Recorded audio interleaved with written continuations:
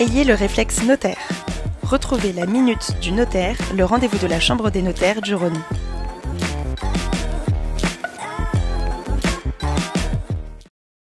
Bonjour et merci d'être fidèle au rendez-vous de la Minute du Notaire sur Lyon Décideur TV.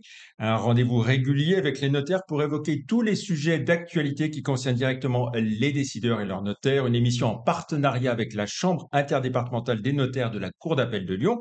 Avec nous aujourd'hui, Maître Frédéric Aumont, notaire à Lyon et membre de cette Chambre interdépartementale. Bonjour Maître. Bonjour. On s'intéresse aujourd'hui à la transmission d'entreprise et au pacte Dutreil. La transmission d'entreprise représente un enjeu crucial, garantir la pérennité de l'entreprise. Comment bien la préparer? Eh bien, j'allais dire, en effet, ça se prépare parce que c'est un enjeu important.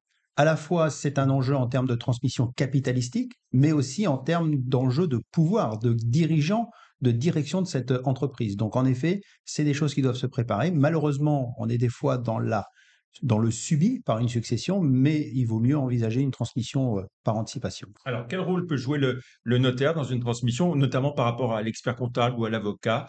Comment se situe-t-il? Oh, c'est un vrai domaine d'interprofessionnalité Mm. entre l'avocat, l'expert comptable et le notaire. L'expert comptable, très souvent, a une vision très économique, très chiffre, très prévisionnelle, ce qui est indispensable pour savoir dans quelles conditions on peut transmettre une entreprise ou la reprendre. L'avocat a très souvent une connaissance très corporate, très société, très structure de l'entreprise. Donc ça, c'est aussi très important pour nous. Et le notaire, bien, va venir avec sa vision un peu patrimoniale, civiliste, familiale, et avec, j'allais dire, l'intelligence collective de ces trois professions autour de la table, on arrive souvent à faire des belles transmissions au bénéfice de nos clients. Alors, combien de temps à l'avance faut-il enclencher le processus, hormis bien sûr les cas de décès imprévus, du dirigeant, bien sûr? Oh, j'allais dire, il n'y a pas de délai, mais on sait que c'est un processus long parce que il y a beaucoup d'enjeux et le chef d'entreprise, passer la main à ses enfants, ça demande du temps parce que bah, d'une part, il faut les tester, d'une part, il faut que le chef d'entreprise se fasse à l'idée aussi de cette transmission. J'allais dire, un process en moyenne, c'est 3 à 5 ans. Hmm. En fait, il y a, on peut dire, deux transmissions, celle de la direction opérationnelle et puis celle du capital en tant que tel. Elles ne sont pas forcément simultanées, hein. Alors en effet, elles sont très souvent dissociées. On envisage très souvent une transmission d'abord capitalistique avec un début d'intégration des enfants dans la gouvernance pour ensuite accentuer cette transmission capitalistique et l'accompagner d'une transmission de pouvoir. Donc en effet, les choses sont très souvent dissociées. Alors, pour faciliter les transmissions succession et éviter une fiscalité pénalisante, pour le cédant, il y a eu la création de ce que l'on appelle le pacte Dutreil, du nom d'un ancien ministre, lyonnais d'ailleurs.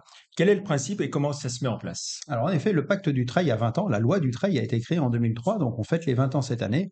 Globalement, on considère qu'une transmission à titre gratuit ne dégage pas de liquidité, donc associer transmission et fiscalité, ça va être compliqué puisque le chef d'entreprise n'a pas forcément les moyens. Donc l'idée du pacte Dutreil, c'est en contrepartie d'un engagement de conserver l'entreprise, l'administration fiscale accepte une transmission à un moindre coût fiscal, très souvent un coût fiscal entre 7 et 8% en moyenne. Alors que sinon, c'est de quel ordre?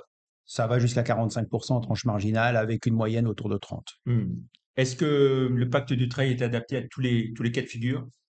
Alors, tous les cas de figure de transmission familiale où on est dans l'idée de conserver l'entreprise, oui, le pacte Dutreil est aujourd'hui parfaitement adapté, stabilisé. On a entendu qu'il y avait peut-être des remises en cause possibles du pacte Dutreil. Non, c'est... Alors, comme toujours, quand il y a une mesure fiscale, on la considère peut-être à tort comme une niche fiscale sans voir forcément le bénéfice économique. Il faut se souvenir que le pacte Dutreil a été mis en place justement pour sauver des emplois dans le cadre de transmission familiale. Donc, il faut aussi en revenir à cette idée-là que la transmission réussie, c'est aussi une entreprise qui perdure et des emplois qui perdurent. Le secret d'une transmission d'entreprise réussie, c'est quoi?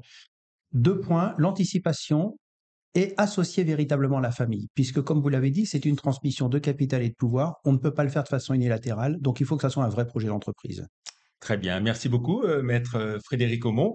Merci d'avoir été au rendez-vous. Vos réactions sur nos réseaux sociaux avec le hashtag La Minute du Notaire. Pour toute précision, vous pouvez contacter votre notaire près de chez vous ou en appelant la Chambre interdépartementale des notaires de la Cour d'appel de Lyon à l'antenne du Rhône au 04 72 69 98 88.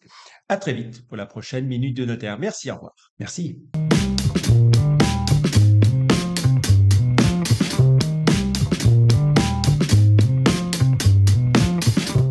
Ayez le réflexe notaire. C'était la minute du notaire, le rendez-vous de la Chambre des notaires du Rhône.